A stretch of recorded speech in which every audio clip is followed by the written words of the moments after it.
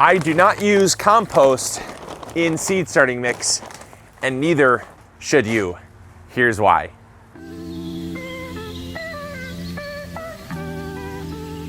So when it comes to seed starting mix, I see a lot of gardeners advocating to use compost. Now, if you're using compost, you can use it outside, you can use it in a greenhouse, and those are all fine. But if you're growing indoors and you're growing seedlings in a confined area, compost can be one of the most detrimental things for your plant's health. Now, compost at face value is good. Don't get me wrong, it's really amazing stuff. But compost is broken down organic material, and that breakdown process involves microorganisms, fungi. It also involves different little insects and creepy crawlies that aid in the breakdown process. I prefer a seed starting mix that is inert. The reason being is this Pro Mix here is what we typically use, or we use coconut husk fiber. Both are inert. They don't have any nutritional value to them.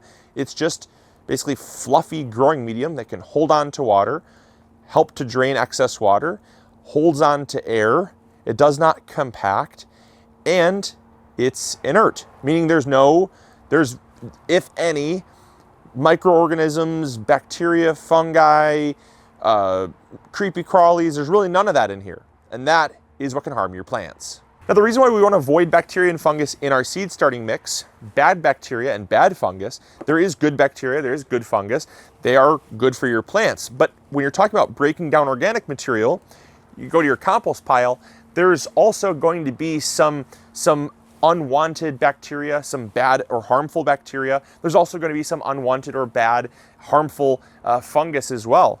And you can't control what you're going to get in organic material.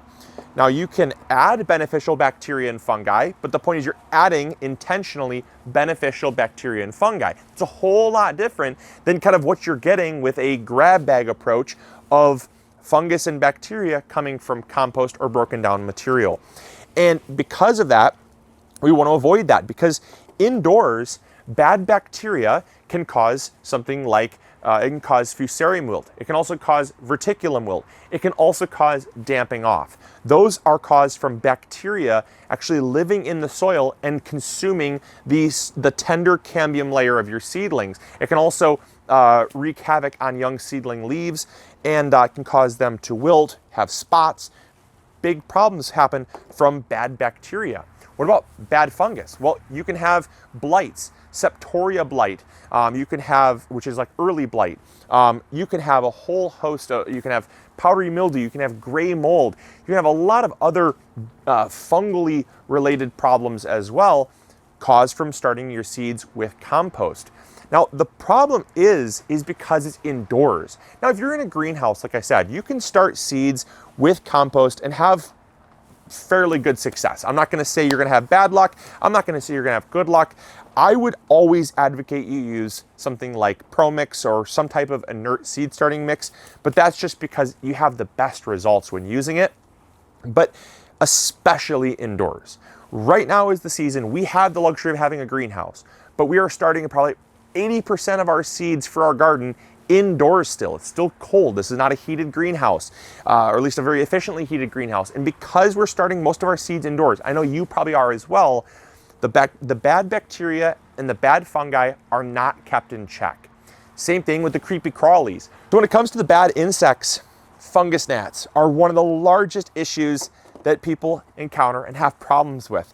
Fungus gnats, they come in and they break down organic material. Hence the name fungus. They love fungus. And because they come in on broken down organic material, they then can start to consume some of your plant roots. And indoors, if left unchecked, they'll simply overpopulate. They'll run rampant.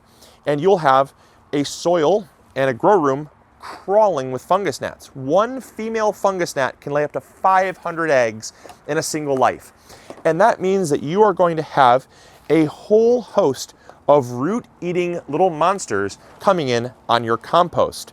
And now, is it to say that you won't have fungus gnats when using something like Pro Mix or Coco Clair? No, it's not. You can still get it in your seed starting mix, but it's a lot harder. I'll tell you that much. It's a lot harder.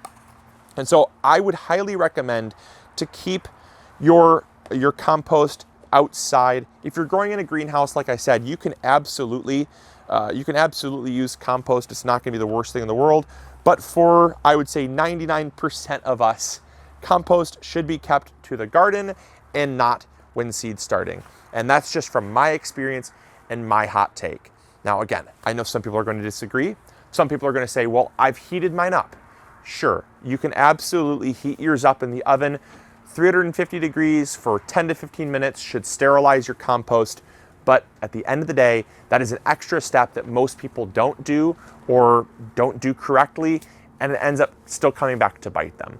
And so I just want to see you have the most success. I've had a lot of times where I've lost so many seedlings because of using compost, and that also includes worm castings as well. Any type of broken down organic material can bring in bad bacteria, can bring in bad fungus, can bring in creepy crawlies, and that absolutely can and will harm your seedlings. So I hope you all enjoyed. I hope you all learned something new. If you did, make sure to hit that like button, subscribe if you haven't already, and as always, this is Luke from the MIgardener channel, reminding you to grow bigger. Take care. Bye. Hey, thank you so much for watching today's video. I really appreciate it. If you enjoyed, consider clicking this one. You'll probably enjoy it just as much. I want to thank you for your viewership, because without it, this channel would not be as amazing as it is. Also, if you haven't subscribed, consider subscribing. It's free, and we upload videos every Monday, Wednesday, or Friday. We also have vegetable seeds, fertilizer, or tools. If you need any of those, consider visiting MIgardener.com. Links will be in the description box below. We've got you covered. And as always, we'll see you all in the garden. Take care. Bye.